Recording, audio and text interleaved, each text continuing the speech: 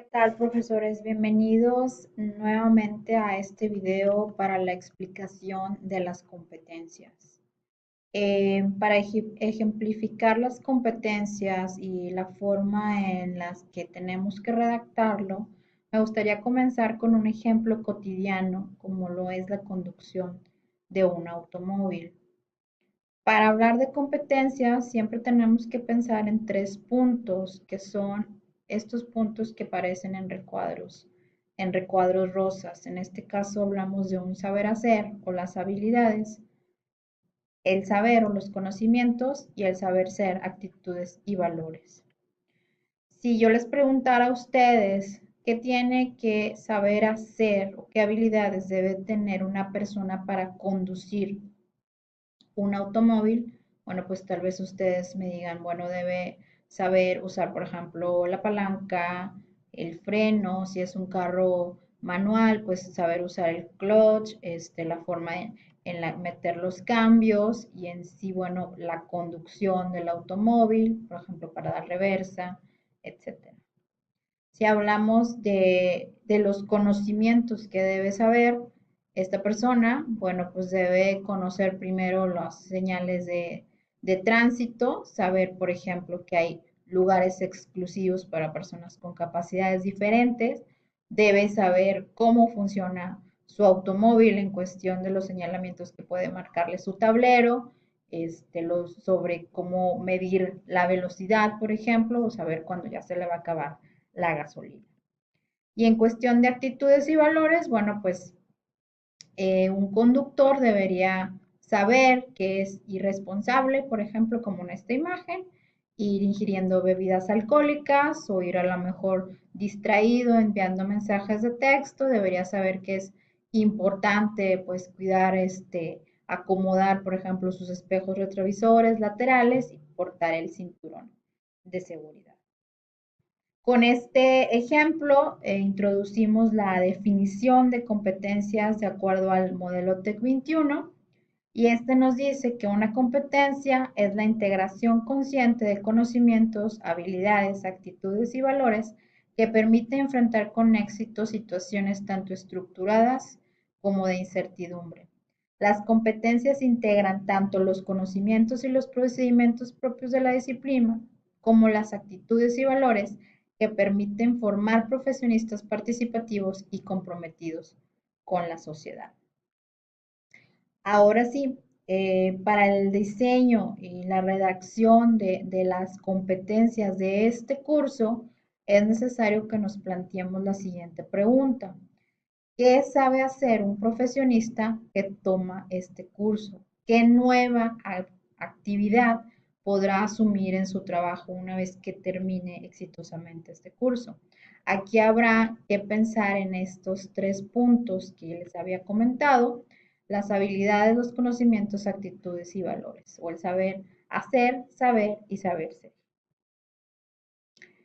Algunos ejemplos de competencias son los siguientes. Por ejemplo, al hablar de compromiso ético y ciudadano, podemos decir que un alumno implementa proyectos orientados a la transformación del entorno y el bienestar común, con conciencia ética y responsabilidad social. Otro ejemplo sobre el saneamiento de cuerpos de agua es el de diseña el sistema de tratamientos de las aguas residuales de acuerdo con los contaminantes disueltos. ¿Qué podemos observar en estas dos competencias? Bueno, si se fijan, están expresando el desempeño que debe demostrar el estudiante competente.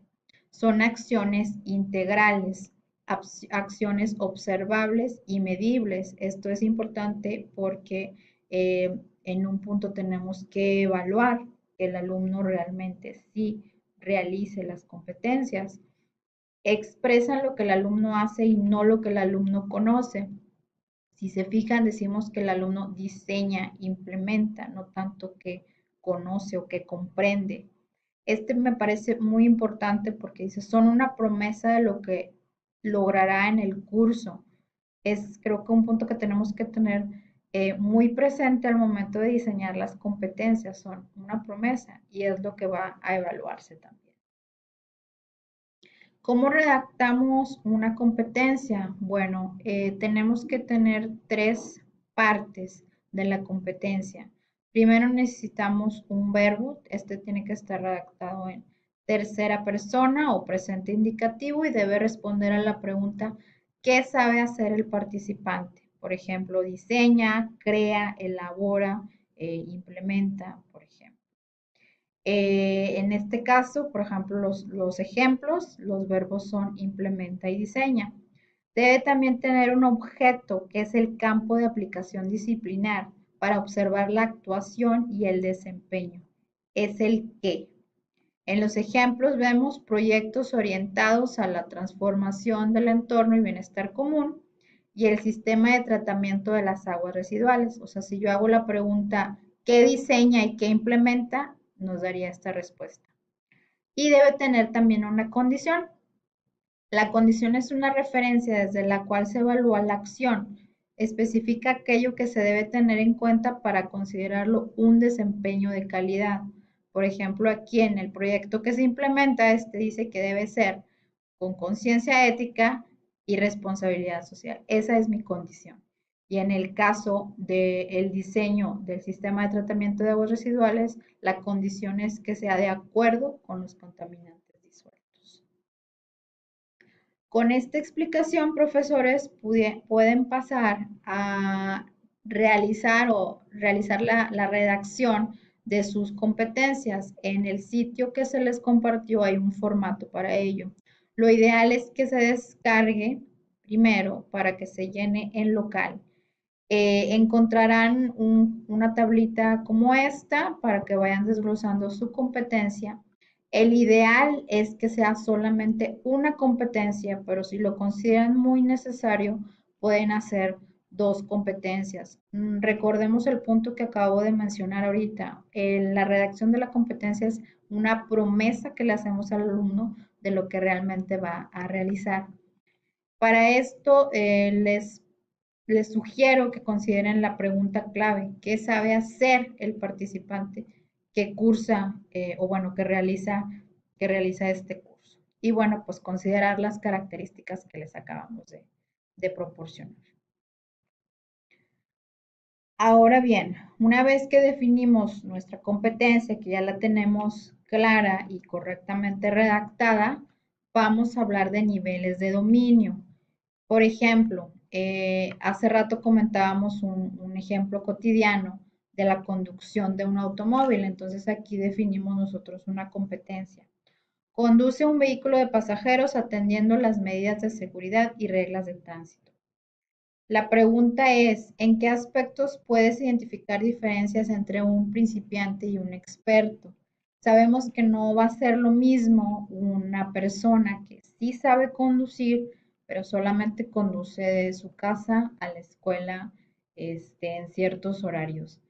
Y no es lo mismo a una persona que también sabe conducir, pero que conduce un autobús de pasajeros por carretera de lunes a viernes en horas pico, ¿no? Entonces aquí, ¿qué identificamos? Bueno, las diferencias entre el principiante y el experto en esta competencia de la conducción, pues tienen que ver con las características del vehículo que puede conducir, hablamos de la dimensión, el tipo de transmisión, los lugares donde puede conducir, en un sector, en zonas urbanas, carreteras, los conocimientos relacionados con el proceso de conducir, acelerar, frenar, hacer maniobras, etcétera, y bueno, pues conocimientos de normatividad. Aquí nos vamos a destacar dos puntos importantes que son la complejidad del quehacer y la profundidad del saber. Estos dos puntos nos van a servir para nosotros establecer los niveles de dominio de la competencia que acabamos de establecer. Estos dos dimensiones o dos características de los niveles de dominio son la complejidad del quehacer y la profundidad de saberes. En la complejidad del quehacer se relacionan los contextos en los que se realizan las acciones con respecto a la familiaridad y certidumbre de la situación en la que se aplican los conocimientos, habilidades y actitudes. Por su parte, la profundidad de saberes hablamos del conjunto de contenidos que son necesarios para que los quehaceres se realicen de una forma idónea y con la calidad esperada. Si lo visualizamos de una forma más gráfica, en el modelo TEC 21 se establecen 3 niveles de dominio para las competencias, siendo el nivel A el menos competente y el nivel C el más competente. Cuando hablamos de un nivel C en cuestión de complejidad del quehacer y profundidad del saber, hablamos que un alumno con un nivel C de la competencia se desempeña exitosamente en situaciones de incertidumbre menos controladas, en contextos poco familiares o conocidos, y sus saberes son especializados, profundos, más complejos y tiene esa transferencia de experiencias previas. En el caso de un alumno de nivel B, se desempeña en situaciones típicas de la profesión y tiene los conocimientos que tendría un alumno en el nivel A y B. Y en el primer nivel, que es el nivel A, aquí un alumno, si definimos que el alumno se sitúa en este nivel de dominio de la competencia, entonces estaríamos diciendo que el alumno se desempeña en situaciones controladas, contextos familiares y en un contexto más cotidiano. Y sus contenidos son básicos, concretos y son lo mínimo que debe saber o conocer, ¿verdad? Bueno, aquí hay un ejemplo de niveles de dominio. Voy a leer el primero, el del nivel A. Respeta la dignidad en su propia persona, en los demás, describiendo las circunstancias ajenas. Refiere ideas relacionadas con la dignidad humana, empatía, derechos humanos y los objetivos de desarrollo sostenible, describiendo algunos elementos del contexto social, político, económico, cultural y medioambiental en el que se desarrolla su proyecto, utilizando o no datos de carácter cualitativo y cuantitativo. Si se fijan en los 3 niveles, el alumno respeta la dignidad. Eso no varía, siempre tiene que respetar la dignidad. La diferencia, por ejemplo, entre un nivel A, B y C, en el caso de describir las circunstancias ajenas, aquí evalúa las circunstancias del otro y en el tercer ejemplo del nivel C, presenta soluciones. En el caso de referirse a ideas relacionadas, aquí hablamos de ideas, aquí hablamos de teorías y aquí hablamos de la aplicación de las teorías, ¿sí? Entonces es una forma en la que podemos diferenciar o ver la complejidad de quehaceres y profundidad de saberes. Con esta información, profesores, los invito a que realicen o que definan los niveles de dominio, los 3 niveles de dominio que tendrá su competencia definida. En el caso de que ustedes hayan definido 2 competencias, bueno, será importante pues entonces que definan el nivel de dominio para cada una de las competencias. Va a ser necesario que marquen en un color cuál es el nivel de dominio esperado para este curso de alta especialidad. La recomendación altamente bueno pues es que se sitúe en el nivel C o en el peor de los casos en un nivel B. Ahora bien, una vez que hemos definido nuestra competencia y nivel de dominio, será importante definir también las subcompetencias de nuestro curso. Para esto podemos plantearnos la pregunta, ¿qué necesita saber hacer un participante para dominar la competencia del curso? En este caso, la recomendación va a ser que se definan 3 subcompetencias. Pero si ustedes en su diseño consideran que deben ser solo 2 o 4, podemos revisar su caso. Un ejemplo de subcompetencias es la siguiente, tiene que ver con el saneamiento de cuerpos de agua. La competencia, dice, diseña el sistema de tratamiento de las aguas residuales de acuerdo con los contaminantes disueltos.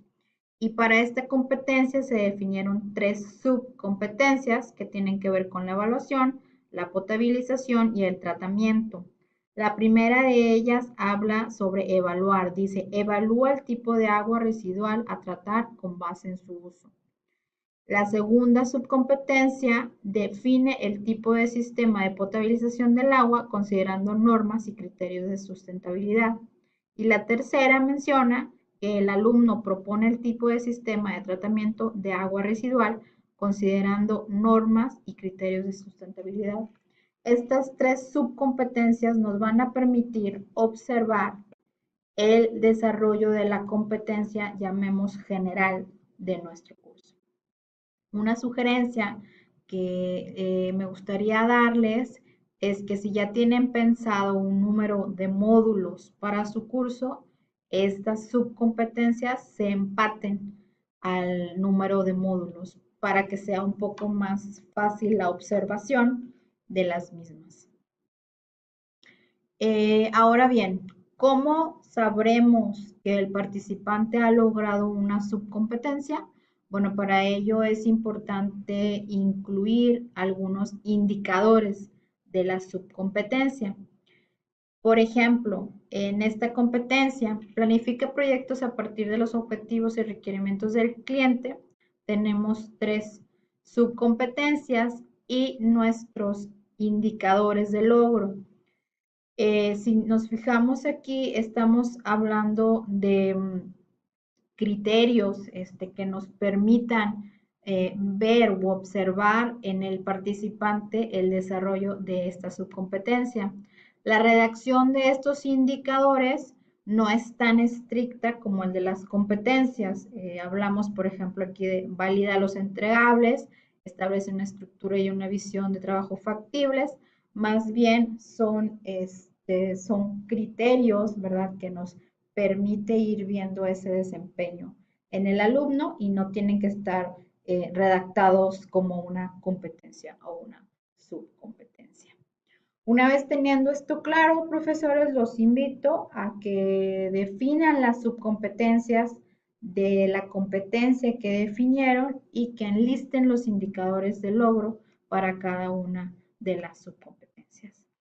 Utilizarían nuevamente el formato que ya han estado trabajando y nuevamente les comento que si tuvieran dudas o que si quisieran validar sus competencias, niveles de dominio, pudieran contactarnos en el botón que aparece por ahí en el sitio.